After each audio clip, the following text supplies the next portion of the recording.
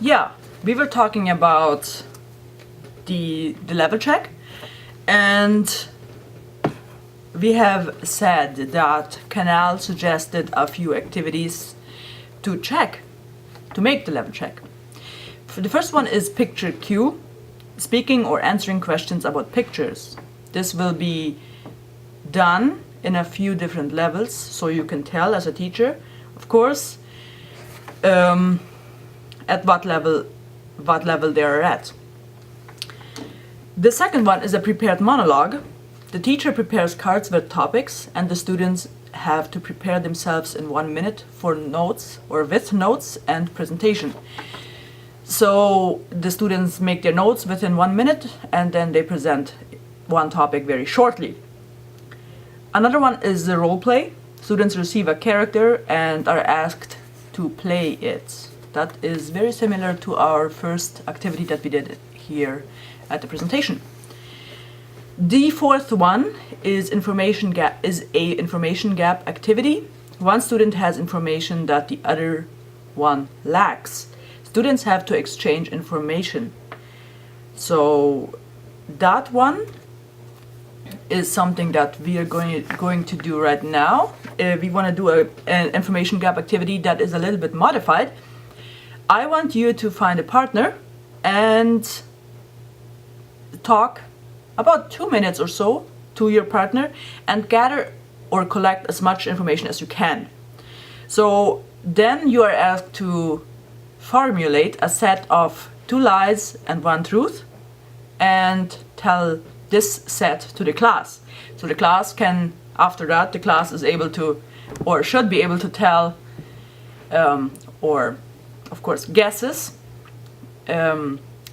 what the truth is or what the lies are. You will take turns. So you do that from your partner, your partner does that from you, and as I do this presentation here, this will take approximately 10 minutes to do this. Of course, this depends on the number of students that we have in our class, but if we have like 5 or to 6, then this should be done in 10 minutes. We're still talking about Canal's framework that he did, and the third point is probe. In this part, the assessor tries to push the students as high as possible in their speaking ability to see if the student can get beyond their abilities or not. So as an assessor, you try to give as much information, as much pressure to the students as possible, and see how much the student can take, how much he is able to accomplish. The fourth one is a wind down. At this stage, the assessor calms down the student with questions about their future, information about when and where to obtain the exam results. So this is perform. This is just to wind down this whole activity and to calm the students down. And of course, it ends again with information and just general stuff. The next slide that we're going to talk about now is point C. It's about classroom speaking assessment techniques. Again, first,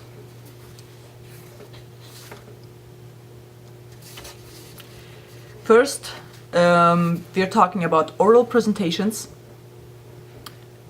This is a speaking assessment technique, like I said. Oral presentations is one. This is an icebreaker speech that takes 4 to 6 minutes and works as introduction of a student to the class. So you get up and go in front of the class and introduce yourself or do whatever you want. And this takes 4 to 6 minutes. It serves also to bring students to the front of the class and creates a public speaking event, which is an important feature of ESL classes. It is also about body language, facial expressions, and gestures. A second technique would be a debate on a controversial topic. Groups of students debate for or against a topic. For example, should we do homework? Should we not do homework? Should we do essays? Should we not do essays? or those are just for example. The third one is reading aloud. This is a good activity for pronunciation practice and assessment. Reading aloud so the students are able to hear themselves, or yeah, which can be, or they videotape themselves. That could be another technique. Another technique that we are talking about here is retelling stories, retelling a newspaper article or other kind of text source. So students read the article and are able to retell what they read.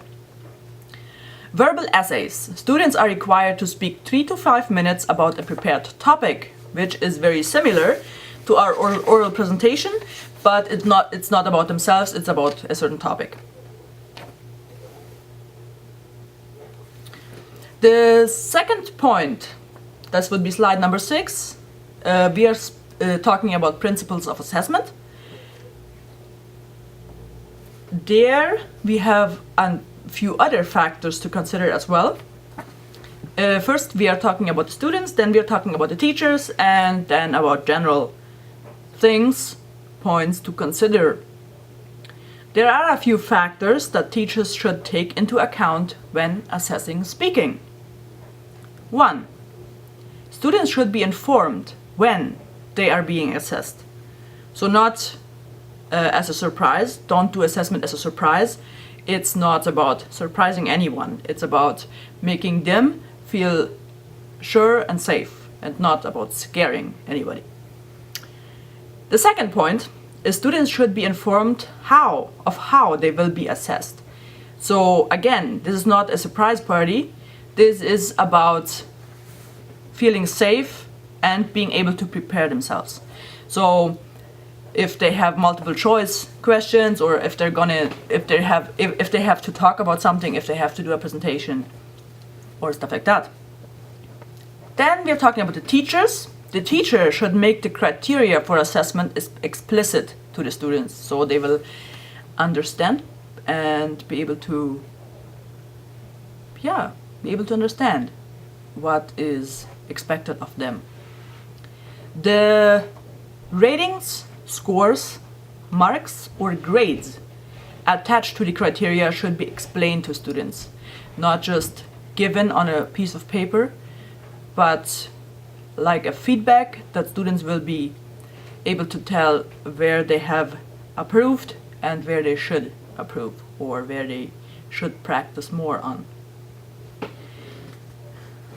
Yeah. Teachers also have to consider other things, such as age of the students and how to explain the concept of assessing speaking appropriately.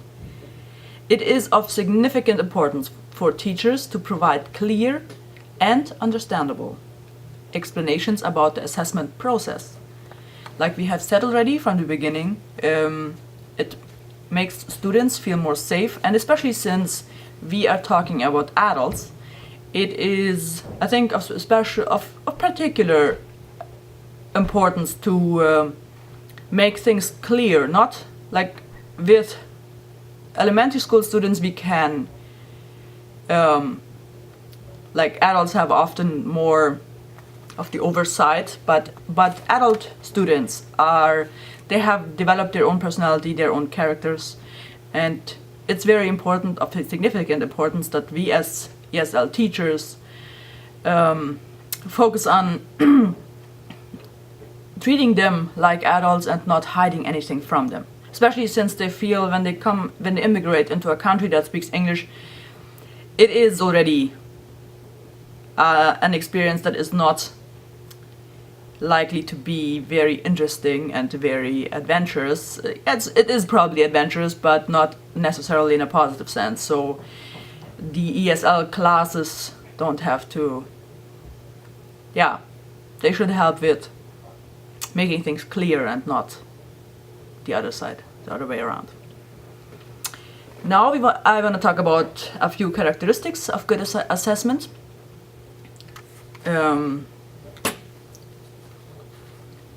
On slide 7, we find a list of characteristics for good assessment.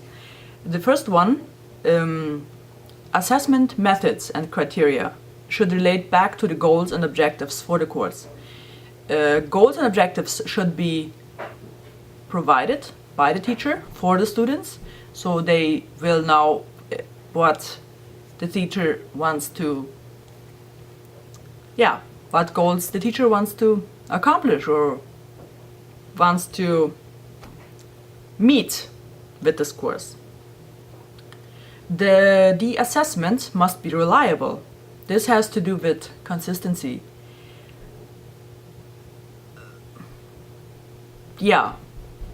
Be clear, be objective. A third one, assessment must be valid. It should assess what it claims to assess, not when you want to assess speaking that you end up assessing listening or writing. So if you claim to that you want to assess speaking, then do so. The fourth characteristic is that assessment should be based on clear criteria and shared descriptors. So it is always good to have a second opinion about objectives, about goals, and to have someone in your classroom that is able to give you some feedback and is able to observe the classroom that you're in and give you helpful advice with or for your students. So far for this part.